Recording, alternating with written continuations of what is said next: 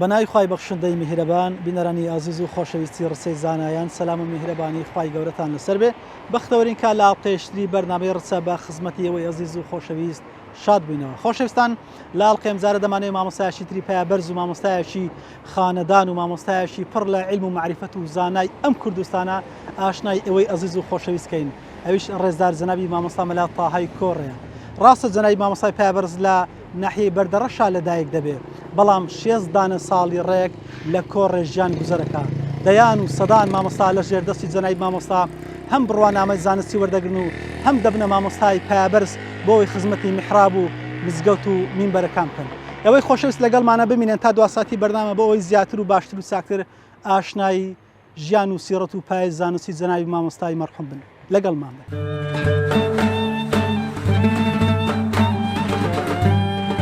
ژیان نامەی مامۆستا مەلا تەهای کۆڕێ. مەلا تەها کوڕی مەلا مستەفای کوڕی مەلا سولەیمانە لە بنەماڵەی قازی داودی دێرەیە. ئەم زاتە لە بنەماڵەیەکی ئاین پەروەر لە گوندیدارە ڕێی سەر بە ناحیەی بەردەڕەش لە ساڵی 1900 چاوی بە دنیا هەڵهێناوە. لە 7 ساڵی چۆتە حوجرەی فەقیان لە گوندی ئوسومەریان لای مەلا یوسف دەستی بە خوێندن کردووە. پاشان چۆتە گوندی هەبابان زۆر لەوێ ماوەتەوە. دواتر دەچێتە گوندی قەڵاسنج لای مەلا شێخ حوسێنی سورچی خوێندووە. لە دواییدا چۆتە گوندی هەرتەل لای مەلا مەجیدی هەرتەلی خوێندووە. دوای ماوەیەک چۆتە قەزای ئاکرێ لای مەلا محەممەد عەبدولخالقی خوێندووە. پاشان چۆتە گوندی شوشێ، پاش ماوەیەک دەچێتە گوندی ئاژگا لای مەلا محەممەد ئاژگەیی دەخوێنێ. مامۆستا زۆربەی مەدرسەکانی خۆشناوەتی بەسەرکاتەوە. پاشان دەچێتە قەزای شەقڵاوە لای مەلا تاهای شەقڵاوەی دەخوێنێ. بەردەوام دەبێت تاکو ئیجازەی مەلایەتی بەدەست دێنێت. مامۆستا کە ئیجازە وەردەگرێت لە ساڵی 1933 دەبێتە مەلای کۆڕێ. هەر ئەو کات مەدرسە دەکاتەوە. مامۆستا هیچ کاتێک 15 مستعید و فەقەی کەمتر نەبووە. بە سەدان فەقێ و مستعید لایەن خوێندووە. مامۆستا خاوەنی 3 کوڕ و 2 کچە. ئەو مەلایانەی لای ئەم زاتە ئیجازیان پێدراوە ئەمانن: مەلا محەممەد هەڕەشی، مەلا ئیبراهیمی دینارتەیی، مەلا شێخول ئیسلامی شوشەیی. ئەوانەی بە مستعید لایەن خوێندووە ئەمانن: مەلا ئەحمەدی ئاکرێیی، مەلا ئەنوەرگردە چاڵی، مەلا خدری مەکردانی، مەلا سەید محیەدین زەنگەنانی، مەلا سەید عەبدڵڵا قەڵاتگەیی، مەلا جەباری زەرگەزەوی، مەلا بیلالی گردیماوان، مەلا مەجیدی کەڵەچی، مەلا سابیر گەڕۆتەیی، مەلا عوسمانی شەقڵاوەیی، مەلا عەزیزی شەلاوەیی، مەلا ڕەشیدی هەرچی.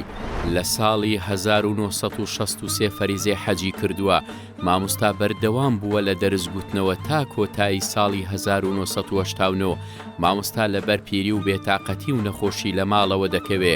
تا لە ڕۆژی دووشەممە ڕێکەوتی 16 1993 کۆچی دوایی کردووە لە هەولێر لە گۆڕستانی شێخ ئەحمەد بە خاک سپێردراوە.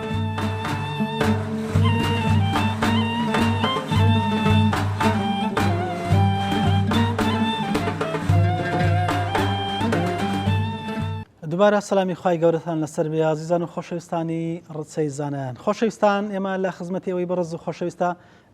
درێژە دەدەین بە سیرەت و ژیانی جەنابی مامۆستای پایابەرز مامۆستا مەلا تاهای کۆڕێ. لە دەست پێشە لە خزمەتی زۆر بەڕێز مامۆستا مەلا تەحسین خۆشناو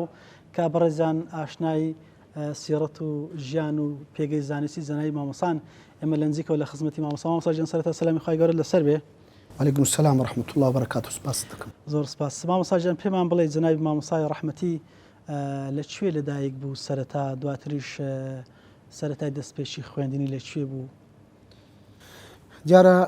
مامۆستا مەلا تاهای کۆڕێ کە مەشهورە بە مامۆستا تاهای کۆڕێ، یەک بۆ لە مامۆستا هەرە ناودارەکانی کوردستان کە زۆر لە مامۆستایانی پایەبەرز، مامۆستایانی عالم لە خزمەتیان خوێندی و لە خزمەتیان ئیجازە وەگرتیا. مامۆستا مەلا تاهاش ڕەحمەتی خوای لێبی لەدایکبوونی مامۆستای لە گوندی دارەڕێی سەر بە بەردەڕەش لەدایک بووە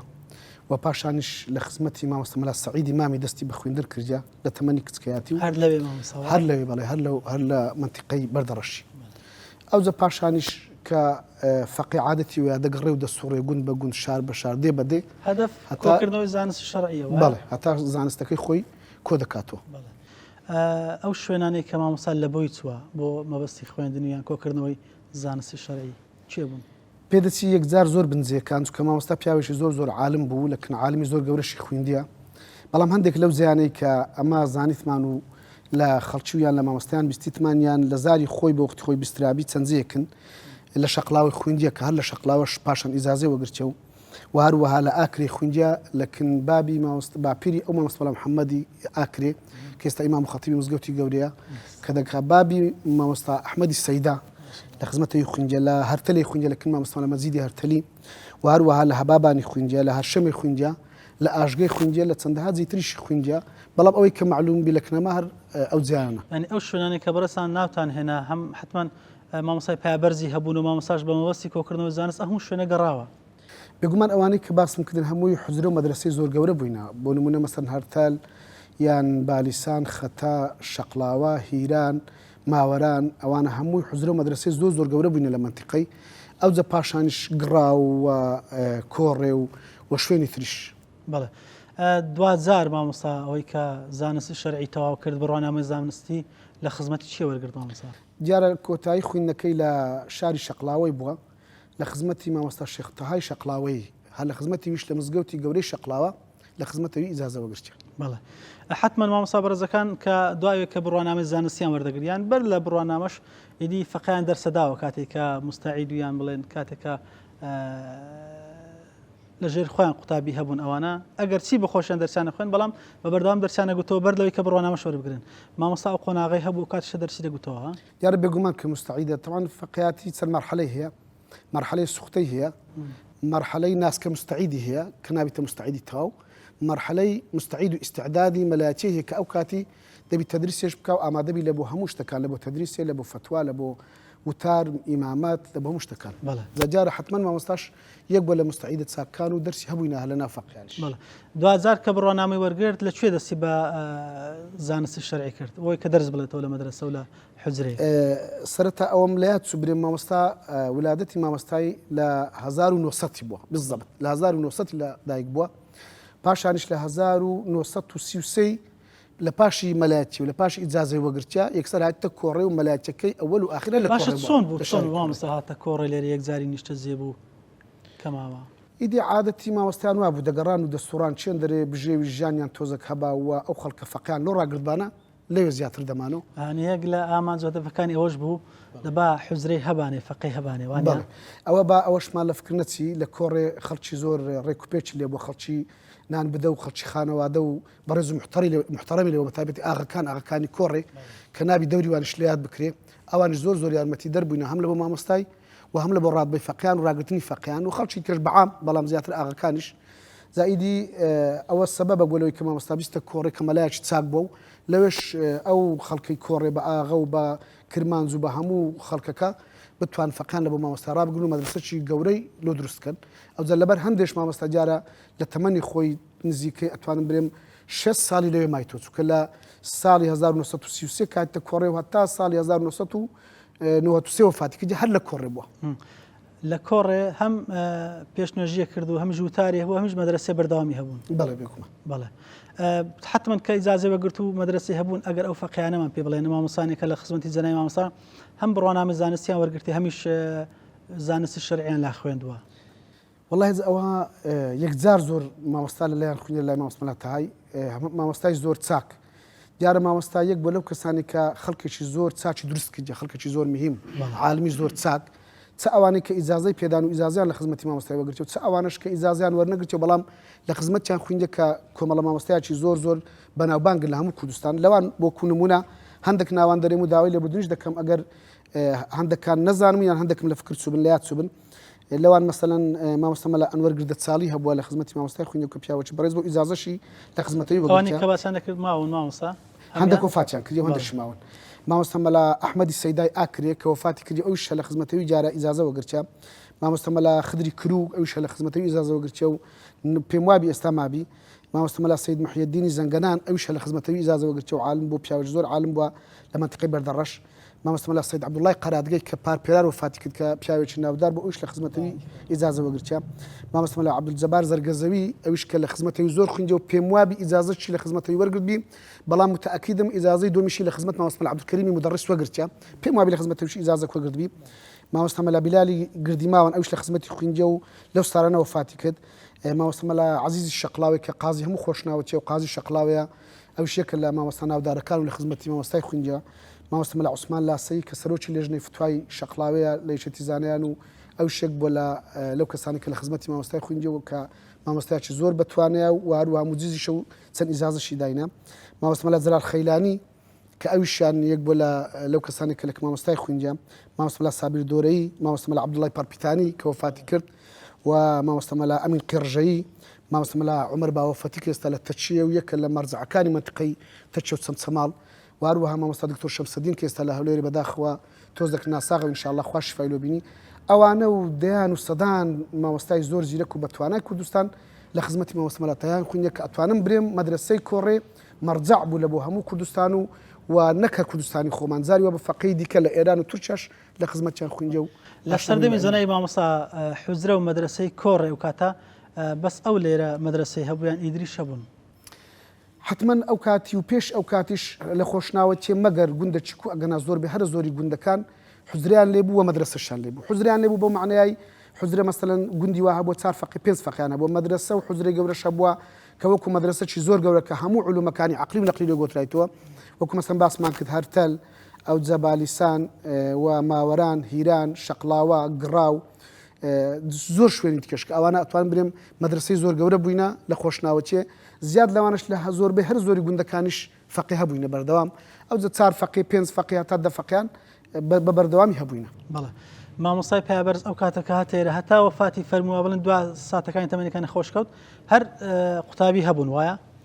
حتا پێشی وەفاتی و پێشی ئینتیفازی بڵێ قوتابی هەر هەبووینەوە مامۆستای بەردەوامی فەقی هەر هەبووینە فەقی باش بڵێ دوا بەدوای زەنای مامۆستا بەڕەحمەت بێ حاڵیان بڵێن گوزەرانی فەقییان مەدارسی شەرعی کۆربەوە یان بەردەوام بوو یان کەمی کردیان چی واللهی لە سەرەتای ئینتیفازەی لە پاشی وەفاتی مامۆستای تقریبا فەقێ بەرەو زۆر بوو چوونەوە چونکە پێشی وەفاتی مامۆستای لە هەشتەیەکان فەقێ نمان زۆر کەم بوون لە ئەتوانم برێم لە هەموو ئەو مەنتیقەی محافەزەی هەولێرێ بە ئەنگوستی دەستان دەژمێردران حوزرە و مەدرسە بەڵام خۆشبەختانە لە پاش ئینتیفازی حوزرەکان زۆر بوونەوە زۆر پاشان زارش کە کەم بوونەوە بەڵام ئێستا لە خوای بەزیادی بی کۆمەڵە حوزرە و مەدرسەک هەیە لە خۆشناوەتی و لەو مەنتیقەی بەتایبەتی ئەو مەنتیقەی دەڤەری شەقلاوە مەسیف و تا ئاخری و خۆشبەختانەش لە شوێنی مامۆستا مەلا تاش ئێستا حوزرە و مەدرسەک هەیە و کە فەقی تێدانە و فەقی تێدا دەخوێنن بەڵێ بەڕێستان شکر هەرم فەقانەکە لە خزمەتیانە دانیشتوون دەکرێ بڵێن کۆڕ یان دەوروبەری کۆڕێ درێژە پێدەری ئەو حوزرە و فەقیان خزمەتکردنی فەقیانە تێدا بەردەوامن بێگومان ئەمەش هەر ئەو حوزرە و مەدرسانیکان ئەگەر حوزرانە ئەگەر کۆڕێ ئەگەر هەر گوندەی خۆشناوەتی هەیە هەر درێژە پێدەری حوزرەکانی قەدیمە و لەسەر منهەج جیوانیش ئەمە ئیش دەکەین و کار دەکەین لەسەر منهەج جیوانیش دەخوێنین و ئینشاءالله هەر واش دەمینێنەوە و هەر دەبی ئەو علومانی کە ئەو کاتی خوێندراینە و هەر بخوێندرێ مامۆستا دەمێ پرسیاری ئەو بکەم ینی ئاستی زانستی زەنای مامۆستا بۆی کە بەڕێستان ئاشنای هەم پای زانستی مامۆستا بوون و هەمیش لە ڕووی کۆمەڵاتیەوە ئەگەر پێم بڵێ ئەو علمانی مامۆستا زیاتر تێیدا ڕووچوو بوو تێدا شارەزا بوو کامانە لە علمەکان بوون وڵای بەژێرە ئەو مامۆستایانی کە زۆر لە خزمەتی بووینە لە هەموو علمەکان مامۆستا شارەزا بووە لە علمی غایەت لە علمی ئالە لە هەموو علمەکان زۆر شارەزا و بەتایبەتی لە علومەکانی عەقلی لە علمی فەلەکیات ئەو لە علمی حیساب هەندەسە ئوستورلاب ئەو کتابانە کە دەخوێنران لە علمی فەلەکیات کە ئێستا هەر ناویان بزر بووە مامۆستا زۆر شارەزا بووە و زۆر عالم بووە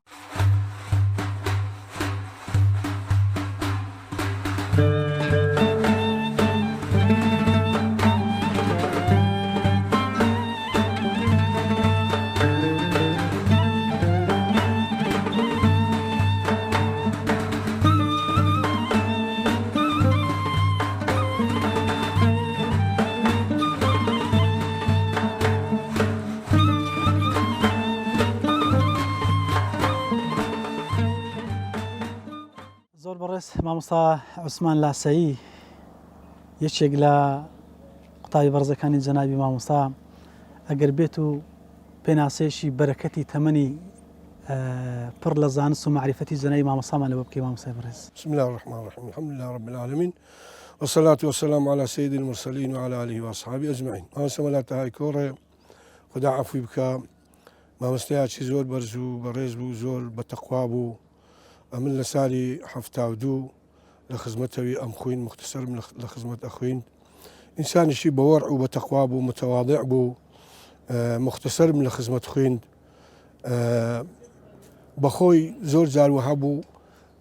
راتبي فقيان ناني لسدست خدانا لمالي خدي هنا لو فقيان يعني أوندا بدع مالي خوي لباين دينا ما مسا لمالي خوي فقيان جي راتبي عندنا لمالان ناني عندنا أو إكبلوان ماليوان راتبو كفقينة تبان أو بخدي هنا يعني أوين أبو دلالة للتواضع زين ما للتواضع ما مستاي ما مستا زوج زارن وأبو دهات لمزقفتي كأمن باشي الوش رويش بوم شو مو يندري ديقول ديما لا ملا بأمني وبيش دخست يعني بخوي وبيش ناكت ما مستا ملاتها خدا عفوي بكا وشي تماشتك دهات سدسي تقول نابي دسي بيه بقولي هذا اختياري وبلو وقتي من أوهابو بلا مش دستي بدرسك تقول صار دسارية وعندنا عالم بو علمي حتى علمي استرلابو ربع شيء دزاني كعلمي فلشاتا زور زارك لم سؤال كرد قلت كود دزاني عمليش دزاني قلتي هنا بنا شي بيوبو هنا سرختكي قلت ساعات اوندي تماشى ساعات شي نازاني يعني ساعاتي لكن نبو هنجي داخل سنة راس درتشو علمك زور عالم وما مستملتها خدا عفو بك يا ربي تقوى كشي خوي لجنان دا ابوشي كان بناو كوري دا اروشتين خوي دا ابوشي عبادنا وسل سرسريخو جارك لبن هيوان مزقفت الراس تعملوا نمونه كتقوى ما مستايب ولا مالك وهولاز دار الاخوان يبو بين جنشي اختياري سرو هات خرن الشيخ عنكي لقرنش دقيشني يقدي جنك هات خرنش اوش هات وين دري لقيشني يقدي اجنك قراوه ما مستاش قراوه بش ديوالي امشي ولد يار راس مهردو كان بينم وقت شي بين شي باش راس اجنك هاتو ما مستاش هاتو لسه قيشني يقدي لسه قراني والله حتى سيجال زاري تسالة من أوزا ما مستقراوة وبولا إذا هاد قوتي بحكوا بقوتي بلشة سكر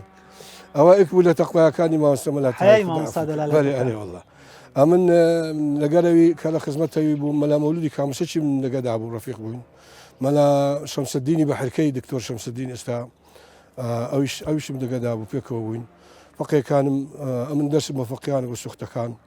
أواني دهاتنا كنوي لو منطقي ما مستملا قاسمي زيارتي ما مستملا قاسم شيخ قاسم بيلين عمري خواه كده أوش دهات لو درسي والسؤالية كري دهات لتشو دهات ما مصر لزيارة رادات كوري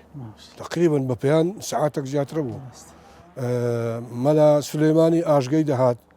ملا علي آرماني دهات أوانش دهات لو درسي دهاتنا كما مستملات هاي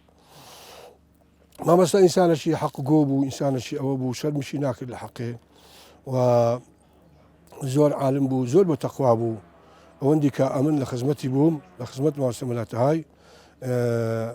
زور استفادة من العلم كي لبلو إنسان شيء عالم بو وبتقواش بو لبندي علم كان زناي ما مصابون من اللي كان مزان زور روتسو بو توانا شي زيادة هبو والله لا همو علم كان زاناي بس أو أمن علم لك خوين بلاغة لبلاغي مختصر كمختصر بلاغي مختصر من خزمة خوين زور عالم بو لو منطقي عالم بو فأوش ملك فقهي حنفيش ملك خوين داماد هي دامادي حنفي أوش ملك خزمة خوين فقهي حنفية أتجار شيء لو أوي قلتي أفرمي أعلنوا هذا النكاح أو نكاح وشي نكاح كلا سنة إعلان بكي وحديثة زح بيغم ما مسمى قلتي دفوشتي هو اللي يبدنوا بس لما زقفتش دف درسنيها فرمي بعد ساعة وشا كان لديه دفع اللي يبدنوا ملاو شاهد كان رجولي نكاح كيف كان ما استوى يقول ما سمع تاي كوري خدا عفوك يا ربي مثالي دينا وهذا يقول بوليس يسر بنيهم زي مثالي بحكم الدين الشرعي أبو ما مستسير كوري أبو عبد الصمد إيه أبو محمد مصطفاش أوانش ما مستعبون مستاش ماينا ما مصا ألقي الذكريا ألقي الزانس زنايب ما مصابون منه هست تسبب بركتك ذكرك أو ما مصا أوزات برزك لخدمتي دادنشتن والله هرسندي بري بركتي هبو هرسندي بري تواضعي هبو هرسندي بري ما مستا عالم بو علم لي ورقة هرسندي بري نعلم وش دا أنش تقول درسي بينا قلت لي اختيار بس وش درسي بدرس شكر عين تقول سعد السارية أو عنده عالم وعنده اللي ماهر بو أو خالانك لصفتي زنايب ما مصابون كبرستان بيو سرسام من زياتر بله تخ خالش وصفتي شيء أبو زور بيو معجبون بله صفتي تواضع لها مو زياتر دقلوا أو علم جوربو أو زاخوشي قد بيجور نبو قد خوي أبو كخواي جور بي برز كربو أو بو خواي تعالى بي برز كربو ما سمعتها أما بە خزمەتی نەگەیشتون بینەرانیش بە هەمان شێوە بله ئەگەر هەر بە لە کۆتایی بە پوختی پێمان بناسوێ ئەو مامۆستا ئەو زاتە بەڕێزە ئەو زاتە بەرزە سۆن مامۆستایەک بوو هەم لە ئاستی بەرزی زانستیشەوە هەم لە ڕووی کۆمەڵایەتیەوە بله مامۆستایەکی عالم بوو مامۆستایەکی زۆر زۆر بە تەقوا بوو مامۆستایەکی متەواضع بوو بەڵام تەدەخولی ئیشی دنیای ئەو شتانەی زۆر کەم بوو باسی دنیا و باسی ئەنی خۆی لەگە خوا یەکلا کرد بەس بۆ خوا دەژیان بەێ باسی حیزب و باسی دنیا و باسی سیاست و بەش ئەوشتانە هیچ خۆی تێناگەیان بەرام لە لای تەقوا ئەوەش زۆر زۆر بە تەقوا بوو حتا جارێکی مامۆستایەکان لیان سوال کرد وەختی کە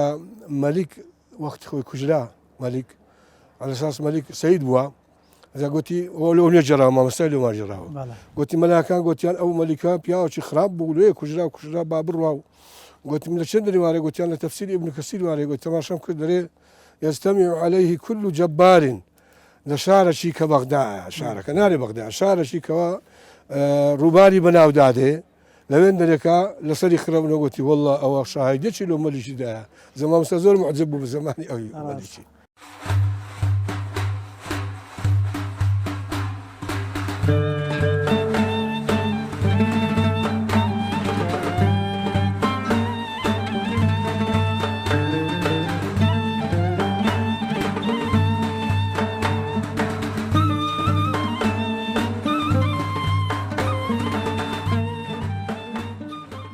زۆر بەڕێز مامۆستا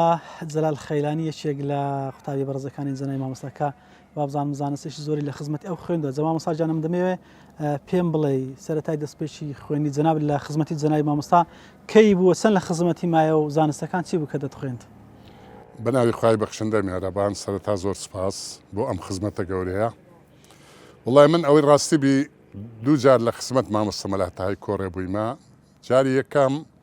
من ئەو کاتی وەکو مەرحەلەی فەقیاتی سوختە هەبوو مستعیدیش هەبوو من لە مەرحەلەیەکە سوختە بووم لە خزمەت مامۆستا مەلا عوسمانی شەقڵاوی ئەم خوێن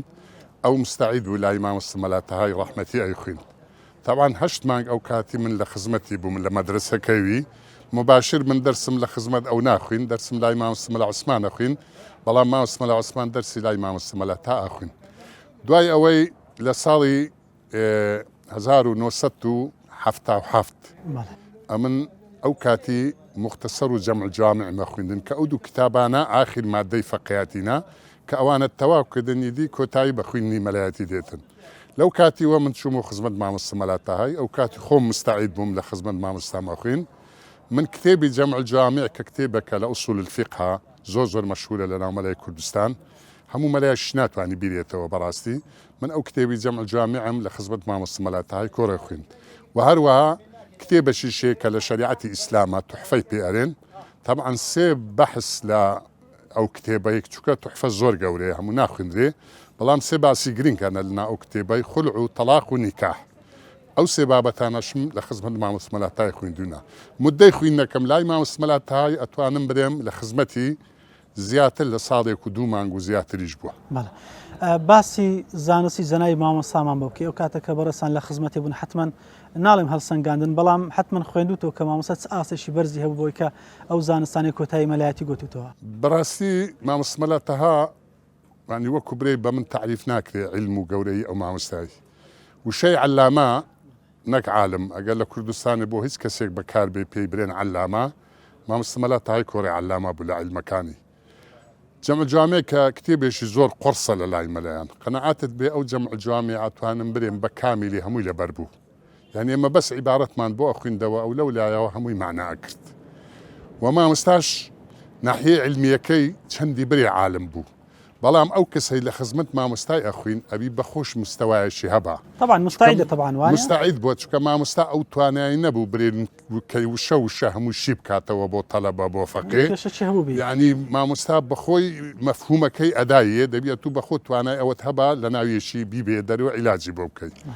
مامۆستاش ئەو هەندا مشتری ئەوەی بوو کە فەقێ دەدەرسی بگا و فێر ببیتن ئەوە نمونەیە کە ئەیژێرمەوە بۆ جەنابتان من جارێک شوێنێکم لە توحفە لە خزمەت ئەخوین مامۆستا هاتە سەر مەوزوعەکە معنایەشی لە عیبارەتەکە دایەوە دوو معنە سێ معنای لێدانەوە وەکو برەی معنایەکەی خۆی بەدڵی نەبوو بەڵام دوای هەر چۆنێک بی بەسەدا تێپەڕی لەو وەختی هەروای بۆ هات معنایەشی لێدا و تێپەڕین طبعا دەرس خلاص بوو مامۆستانی وەڕۆ بوو چۆ ماڕێ لە ماڵێ بۆ نان خواردن ئێمەش هاتین و حجرەی خۆمان وەکو خۆ عادەتی قەدیم نان بخۆین لەوێ مامۆستا هەر بیر لەو عیبارەتەی ئەکاتەوە لە ناو مێشتی خۆ دینی و مرتاح نەبوو زانی ئەوە بەدڵنی نەبوو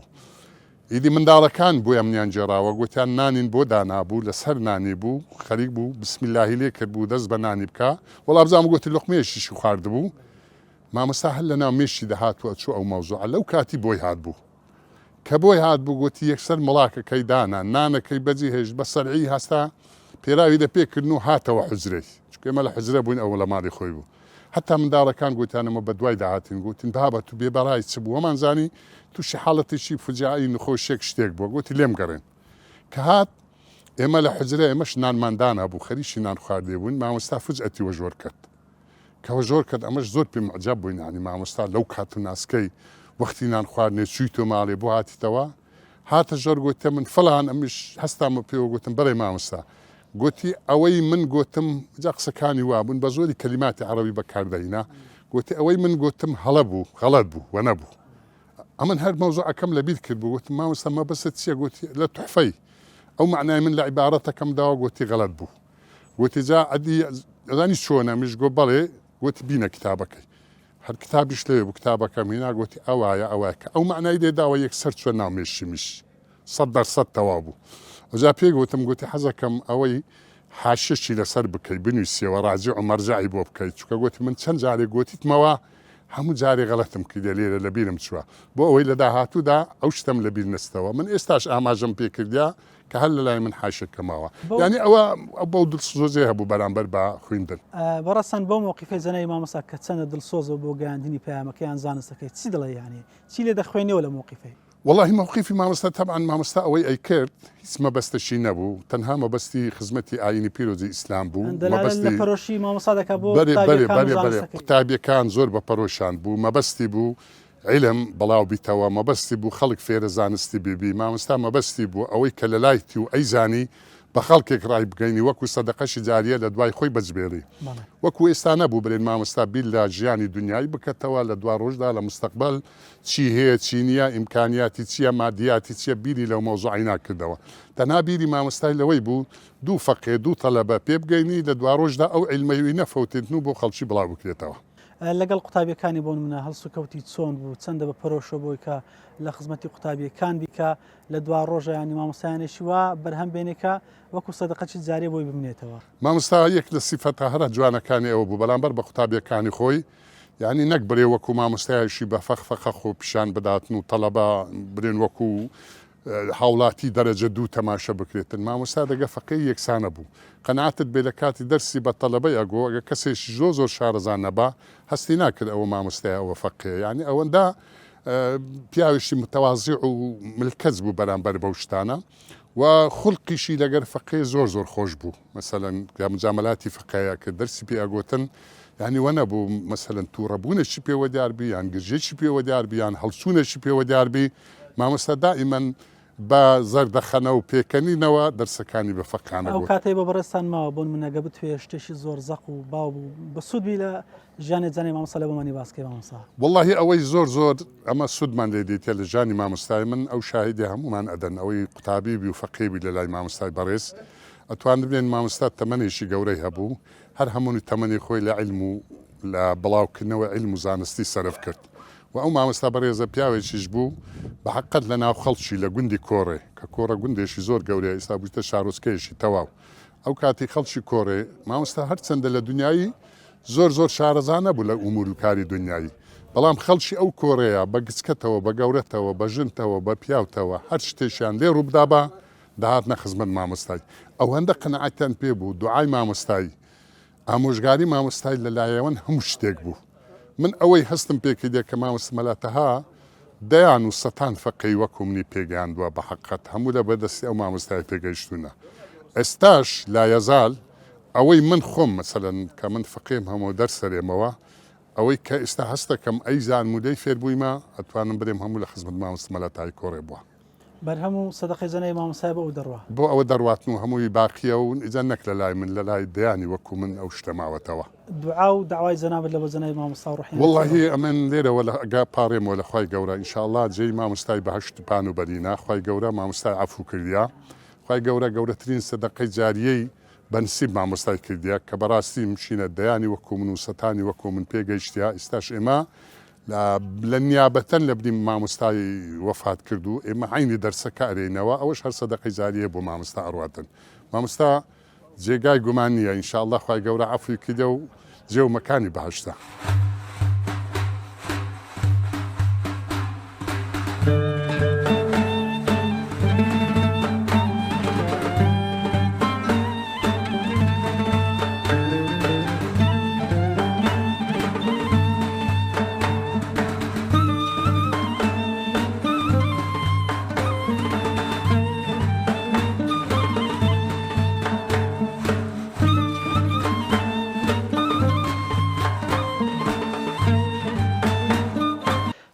زۆر بەڕێز مامۆستا مەلا جەلالی زراری کە بەڕێزیان یەکێکە لە قوتابیەکان وە زۆر لە خزمەتی جەنابی مامۆستا بووە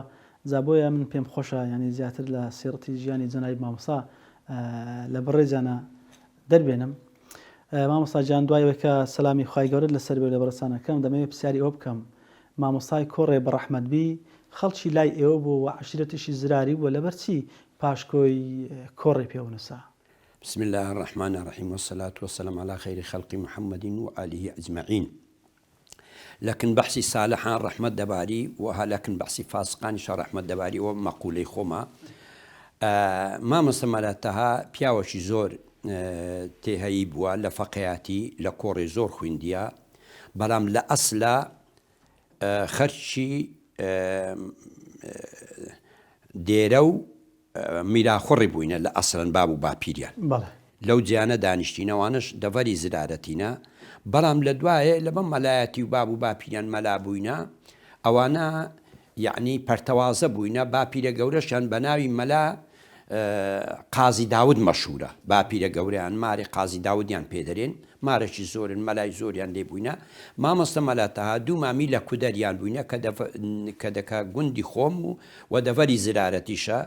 ئەوە ئێتیم بووینە باب و شتیان نمایە دوو برا بووینە مەلا یاسین و مەلاتەها لە کودەریان بووینە مامۆستا مەلا سەعید مەلای گوند بووە و یارمەتی داینەوە هەتا بووینە مەلا و لە کۆڕێ خوێندە لە شەقڵاوی خوێندە بەس بە زۆری لە کۆڕێ خوێندە دیارە عالەمی کۆڕێ زۆر مەرەقیان بووە کە کاتەچی لە کودەریان بۆ مەلایەکەیان باری کردیە ئەوش لە کودەریان بۆ تقریبان دەوری 6 مانگ بووە فەقیاتی خلاص کردە مەلایەتی خلاص کردە ژنی هینایە لە ئوسومەریان ئەوش زراری خێزانەکەی پلکە خانم کۆڕیەکان ئەوەیان زانیە کە مامۆستا مەلاتەها لە کودەریانە و مەلای گوندیش نییە و مامی مەلای گوندە هاتیینە گوتیان مامۆستا هاتیینە ئەوەی بکەینە مەلای خۆمانە چونکی زۆرمان ڕالێ و لەکنەمە خوێندێ و فەقێشی گەلە لێ هاتوو بووە مامۆستا مەلا سەعیدیش ئیزینداویست چۆن لە کۆڕێ مەلا بووە تا ئەو ڕۆژی مەلایەتی پێکرا وەفاتی کرد لە کۆڕێ بوو جا لەبەر هەندێ ئەو لە قبەیکەتە سەرێ مەلاتەهای کۆڕێ یعنی وەکو عەشیرەت نا وەکو گوند لەقەبی کۆڕێکەتە سەرێت چونکی مدەی حیاتی لۆهیت جێشی نەچوو بەڵێ مامۆستا جەلال چەند ساڵ لە خزمەتی جەنابی مامۆستا بوو ئەمن دوو وەجبە لە خزمەتی مامۆستای بوومە وەجبەی یەکەم سوختە بووم ئەوە لەکن مستعیدەکانی ویم ئەخین مەسەلەن وەکو تەسریف و ئیسهار و مەڕاح و خۆتان ئەزانن ئەوە فەقیاتی سوختاتیە لەوێ دەریم ئەخین لەبەرەوەی کوتنوکی خەرچ کنەمە بوو زۆر مامۆ لەوێ دێ تقریبان 2-3 ساڵان بە سوختەیەتی مام و پاشی وها ڕێکەت ڕۆیشتم بینەچی ئەو جارێ هاتمەوە بە مستعیدایەت ئەو کات لە چێ بوو زەمانی سوختاتی کە بەڕێز لە خزمەتی بووی ئەو لە چێ دەرسی دەخیمان لە خزمەتی ئەوە لە ئەمن کە سوختە بووم ئەو لە چێ دەرسی دەگوتەوە ئەو کات ئەو بە مستعیدانی دەگوتەوە لە کوێ شوێنەکەی مامۆستا هە لە کۆڕێ ئەوجا بەس ئەو سەردەمی ئەمن کە سوختە بووم ئەو آخر مادا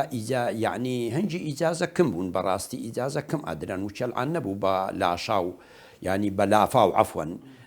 یعنی عالم ئیجازە وەربگری مەسەلەن پیاوەکی مامۆستاهای کە ئینسانێکی زۆر عالیم بوو زۆر بەدیه بوو یعنی بەفکرم دوو ئیجازەی داینە دوو ئیجازە ئەو کاتی نارێم 2-3 سال لەوێ بووم سوختە بووم طبیعی ئەمن تقریبا هاتوچێ ناو مارێشم ئەکرد یعنی لەبەرەوەی کە خەرچی گوندەشی بووینە و بابم و هەوانە ڕەفیقی و بووینە ئەوانە چوومە ئاژگەی هەر ئاژگەش ئامۆزایەکی لێ بوو مەلا بوو مامۆستا مەلا عەبدوڕەحیمی لۆ خوێندنی چوومە دێرە وەکو گۆڕانکاریەکی وەڵا بەینەک پێچوو بەڕێک مادەکانم هەرواز چوون هاتم و خزمەت مامۆستای ئەو جارێ بە مستەعیدی ئەو جارێ مستەعید بووم تەقریبەن چ کتێبەکەم لەکن خوێند عەبدوڵای یەزدی هەندێک لە سەید عەبدوڵای سەرفی شەرع العەقائید مختصر المعانی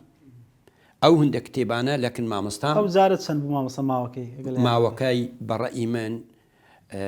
بالتەحدید نازەم هەتا ماوەی 3 سال دەبوو زۆرت خوێنی مامۆستا یعنی چونشی نارێمە من هەر لەوێ ئەو سەرەوە تا کتێبانم خوێن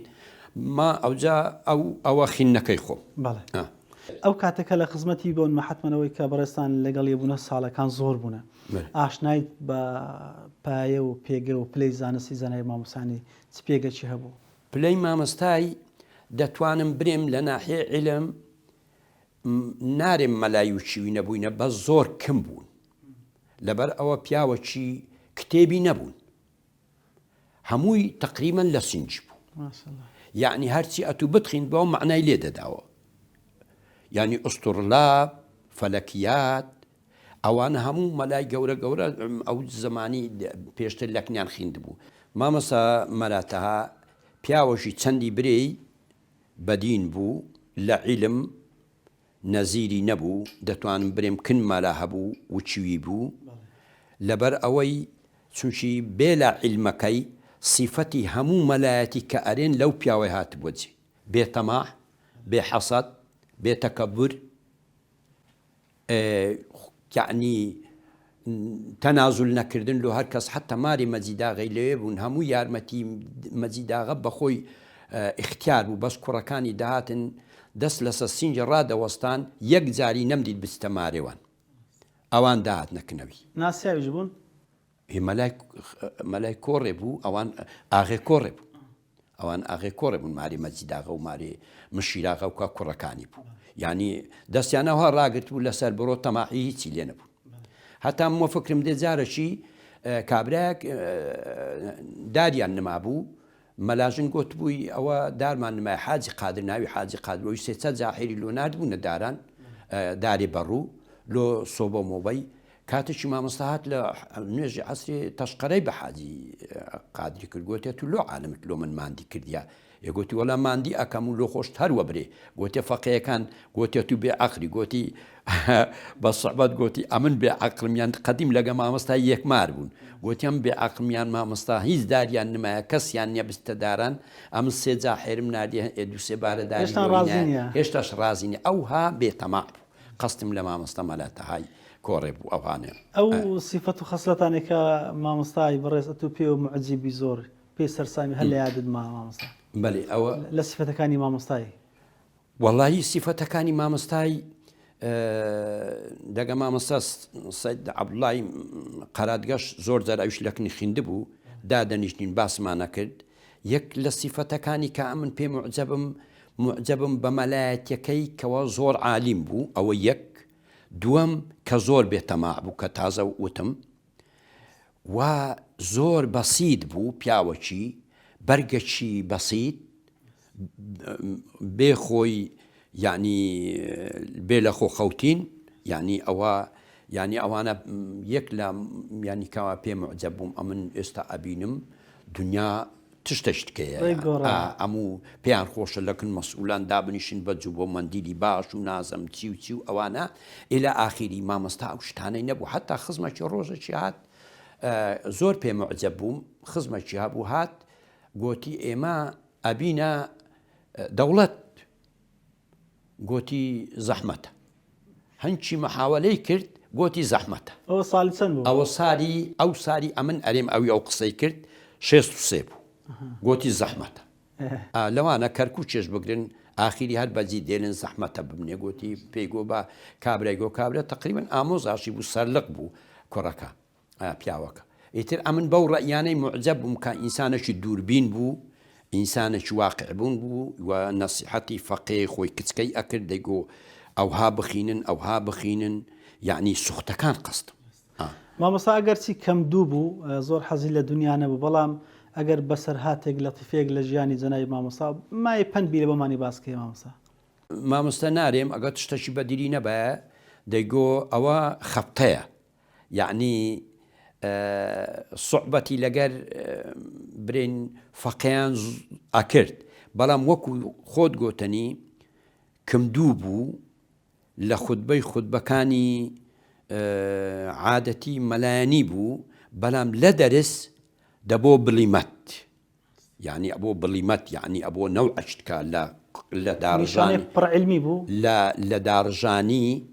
لە تێگەیشتنی لە فەساحەتی کە تەڵەبەی زۆر جوان تێدەگەیان تشتێکی غەریب بوو ئەمن زۆر معجەبووم بەوانەی مەعەزێتمان دای مامۆستا بەڕێز ئەگەر لە کۆتایە بتوێ شتێک بڵێ کە بەڕێستان بتانێ باسکەن کە جێی سوودبی لە بۆ بینەران لەسەر ئەو کەڵە پیاوەی کە وەڵڵاهی من دەعوا دەکەم لە هەموو ئەو کەسانی کە ئێستا لە خینی ئاینی دەخینن کە لە فەقەیەتیە یان لە مەداریسی دینیە یعنی ئوسوەتەن بە مامۆستا تەهای بن مامۆستا تەها چونچینێکە قودوەی مەلایەن و فەقەیانە لەو سیفەتانی کە باسمان کرد وەکو ئەلعانۆکە ڕاگەر نەبن هەرچی هەبی وەگەریکەن و هەرچی هەبی لە دووی بڕۆن و یعنی ئیجازە بە کۆمەڵ بدرێتن و ئەوانە چونچی ئەوە تشتەچی وەلەو ئەوە علاقەی بە منوە نییە کەس بەگوێم ناکە لەو قسەی بەڵام ئەوە وەکو پێشنیارێک لۆ مامۆستایەکانی کە موجیزن یعنی ئەوانە بە کۆمەڵ چونچەوە شاهیدیە لەسەر ئەمانەتە مامۆستا تەها لۆ ئیجازەینە لۆ ئەمە وەخت خۆ ئیجازەمان وەرنەدەگرت چونچینێکە مەلایەکان یعنی ئیجازیان زۆر کەم ئەدا ئەوها ئەگەر وها بە دا ئیجازەم ئەمن وەرەگرت ینی بەڕاستی ئەگەر وچی ئەلعان باە ئەوە ئەو پێشنیارم هەیە لۆ مامۆستای موجیزەکان ئینشاءالله بەگوێم ئەکەن ئەمنیش لەم ممکنە لە ئەغلەبان بە عمرتر بم ئەو دەمەی و پێشنیاریشم لۆ ئەو فەقێ و ئەوانە هەیە کەوا ببنە مەلای باش و یعنی بێتەماع بن تەنازل نەکەن لۆ ئەموو ئەوانە لۆ دنیای چینە 5 و 2 ڕۆژەکە دێتن و دەڕواتن و خلاص دەبیتن مولاي صل وسلم دائما أبدا على حبيبك خير الخلق كلهم بناوي أو خالقيك كاملا وبكرام بخشند يومي هربان خواني بيت الحرام مولاي صل وسلم دائما أبدا على حبيبك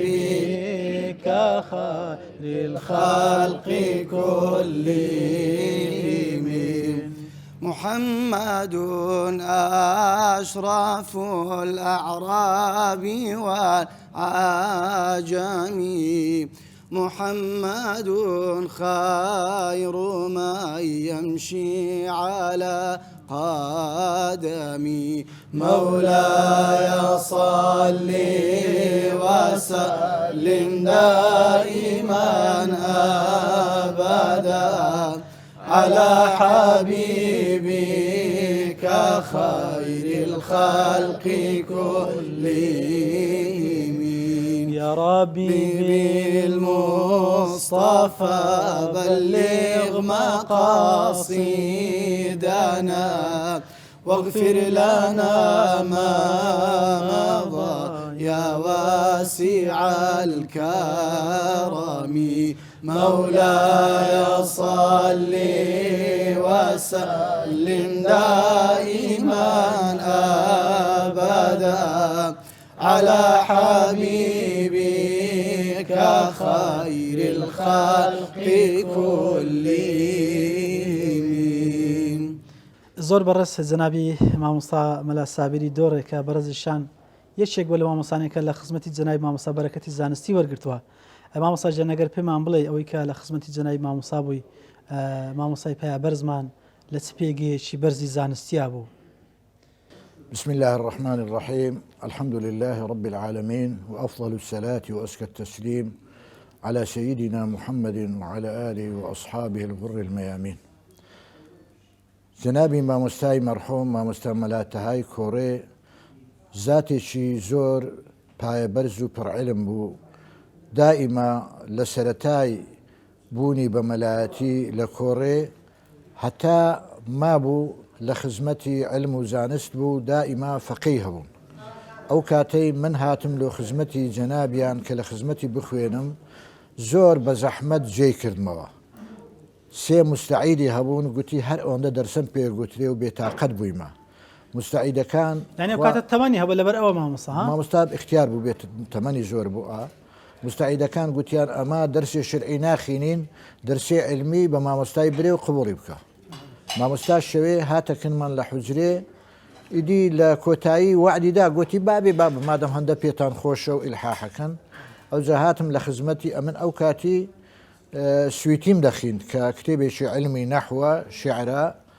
شەرحی ئەلفیەیە. ئیدی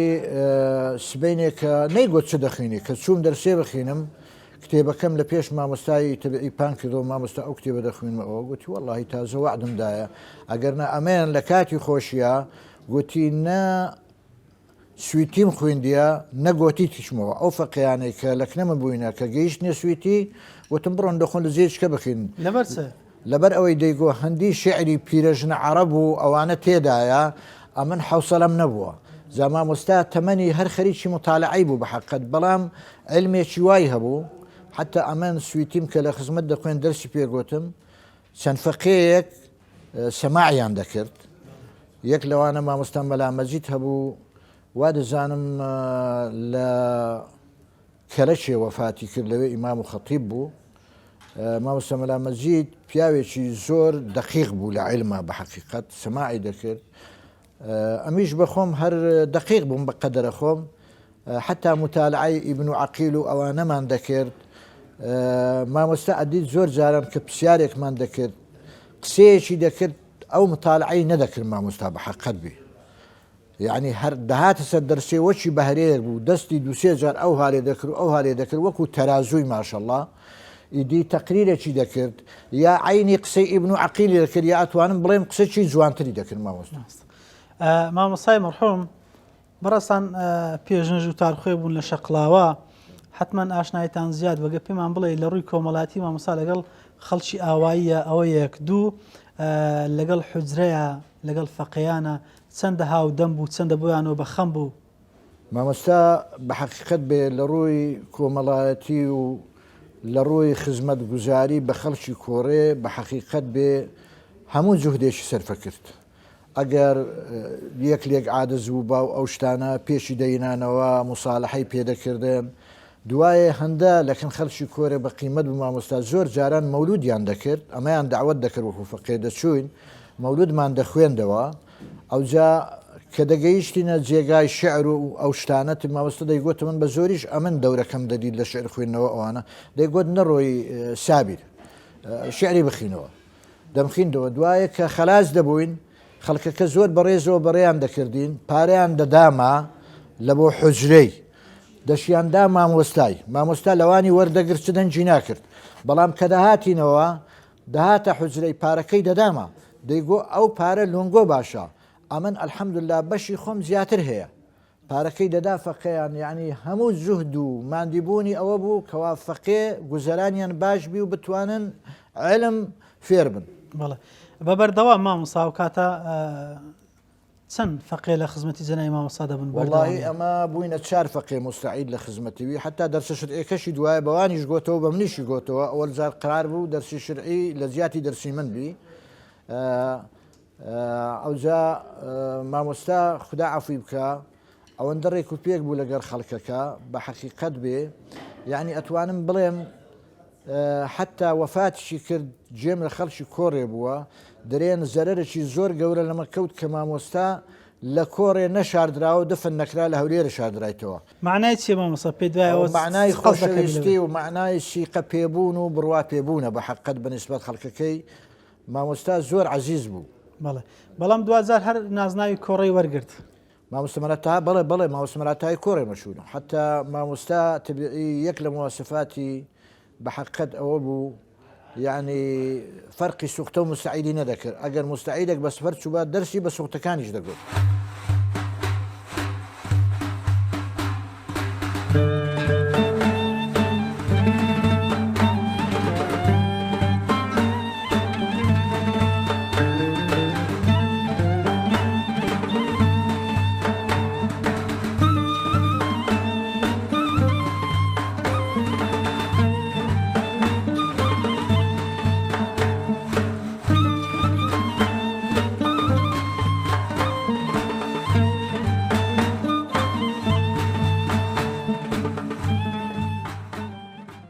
بەڵێ بینەرانی عزیز و خۆشەویستی ڕچەی زانایان ئەوەی پێشکەشمانکردن تەواوی ئەڵقەی ئەمجارەی بەرنامەی ڕچە بوو لە خزمەتی پایەی زانستی و کەسایەتی ئەو کەڵە پیاوە ئەو مامۆستایان ناودار و خزمەت گوزار و خۆنەویست و خوداویستە ڕێزدار جەنابی مامۆستا مەلات تاهای کۆڕێ. ئەو مامۆستا عزیزەکە لە ساڵی 1900 لە